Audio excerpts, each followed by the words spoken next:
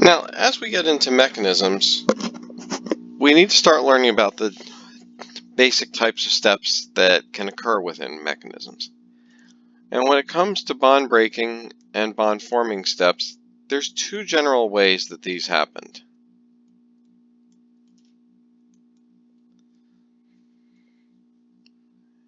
And we would call those asymmetric or symmetric.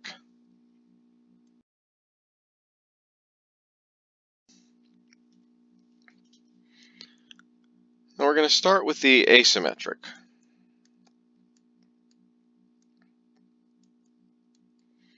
or what's often referred to as heterolytic.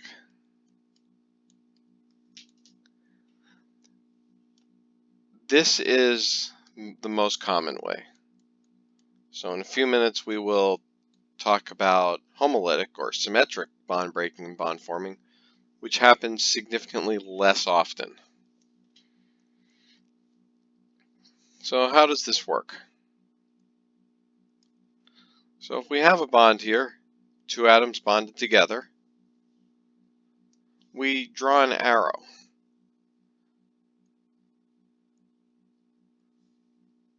To show the bond breaking. Or in the next example, we use the arrow to show a bond forming.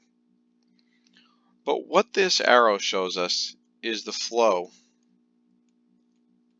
of two electrons.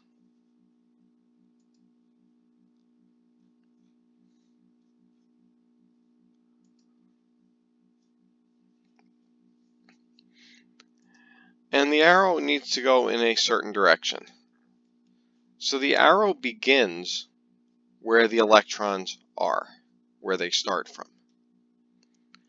And the head of the arrow, where the arrow ends, is where the electrons are going. So what this is showing here, what I've drawn here, is that we have A bonded to B. But this arrow here in red, first of all, because it is a normal looking arrow, we'll see a different type of arrow later on, it tells us we're moving two electrons. The arrow is starting with the bond. So what it tells us is that the electrons that are breaking, or the electrons that are moving, are the electrons that are in this bond connecting A and B. Where are the electrons going? Well, they're going just to B. So what's going to happen here is that this bond between A and B is breaking,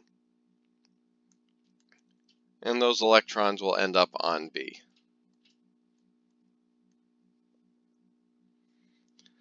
So that's an example of asymmetric or bond breaking or heterolytic cleavage. Same thing is true for forming a bond.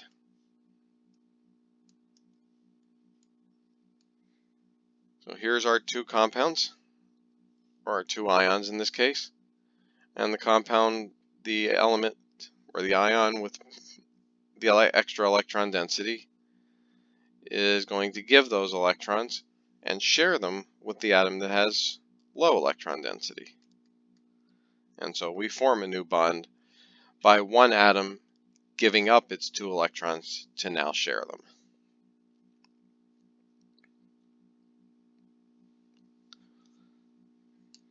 All right, the second type of bond breaking or bond forming steps is known as symmetric or homolytic.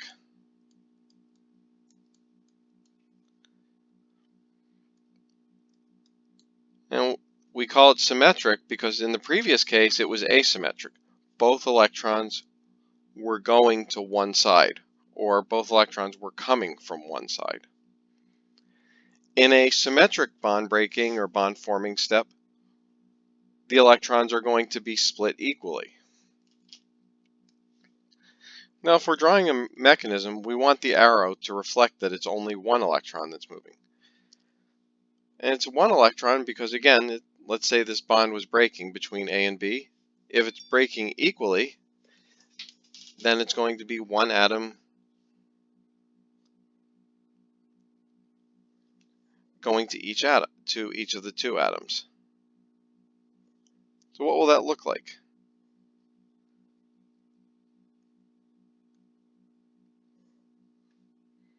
So notice that the arrow I've drawn looks a little bit different in this case. What do I mean by that?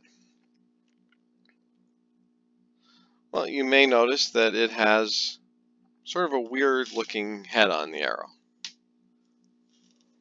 And some people might say it looks kind of like a fish hook. And that's actually the name that we use to describe these arrows. These are known as fish hook arrows. These designate that we're moving one electron. So now that bond is broken, one of the electron goes to A, and one of them goes to B. We can also form a bond in that way. So the single electrons on each of these atoms comes together.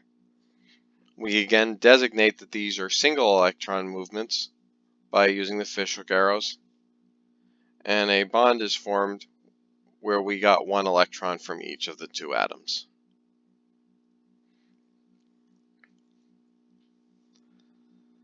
So overall, what we're going to see over and over and over again in this course is that the most common reaction type steps, the most common mechanistic steps that we see in reactions come from heterolytic bond cleavage or bond formation based on the attraction of dipoles.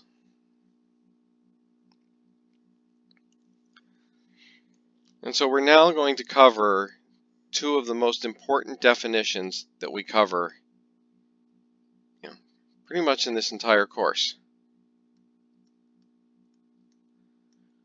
And these terms are nucleophile and electrophile. So make sure you know these terms, make sure you understand what these terms mean, because these terms are things that we're going to be talking about, saying, using every single day for the rest of this course and the next one. All right, so first question is, what is a nucleophile? And here's a good case where if we do some word derivation, we can get that. The first half of nucleophile, nucleo, meaning nucleus. And then the second half, phile, which means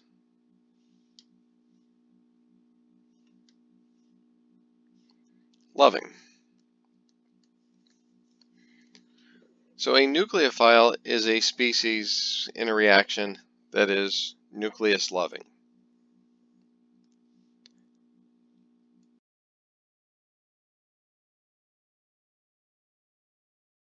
Now we do have a more formal definition.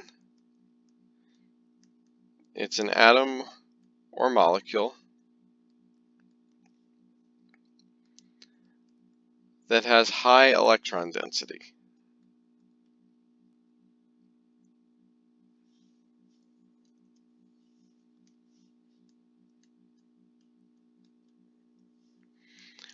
And because it has high electron density, it can form a new bond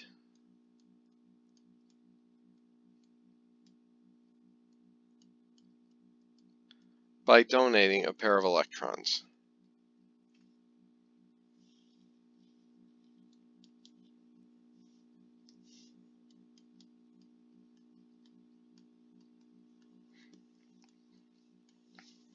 Now this might sound like another definition that you've heard. You might say that this sounds an awful lot like a Lewis base. And while there's certainly a lot of similarities between nucleophiles and bases, they are not the same thing. And one way that we know that, among others, though, we already have a scale for measuring acid and base strength, pKa. Are there scales for measuring the strength of a nucleophile? there are, and it turns out that the scales for basicity and nucleophilicity don't really parallel each other.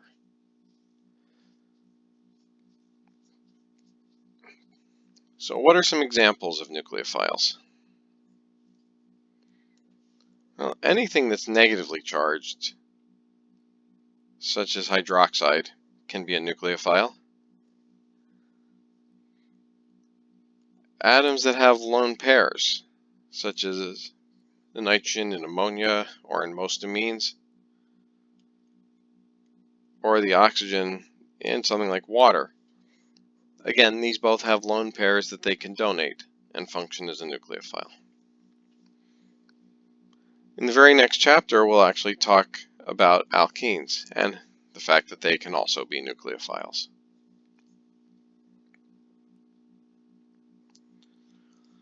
All right, what then is an electrophile? Well, again, from the name, we could derive electron loving. And then the definition is probably what we would expect. It's an atom or molecule with low electron density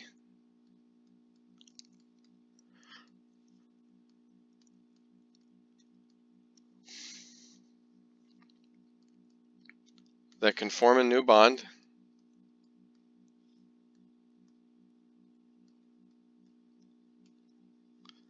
by accepting a pair of electrons.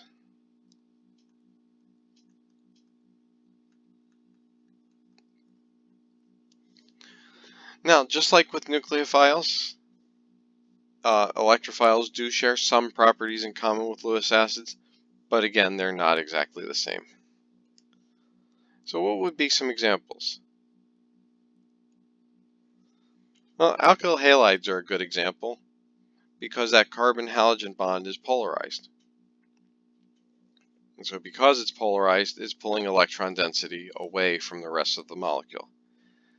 That means that this carbon specifically has a partial positive charge, which means that it's going to want electrons.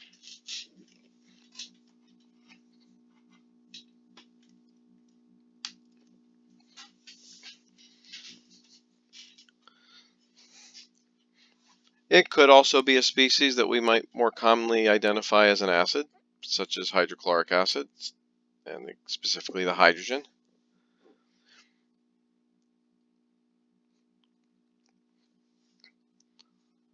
The carbon of a carbonyl, due to the double bond to the highly electronegative oxygen,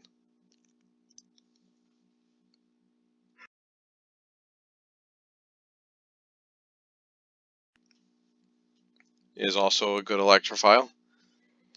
In fact, in Organic 2, we'll spend a good chunk of the course talking about reactions of carbonyls, and in virtually every one of those reactions, the carbonyl is the electrophile.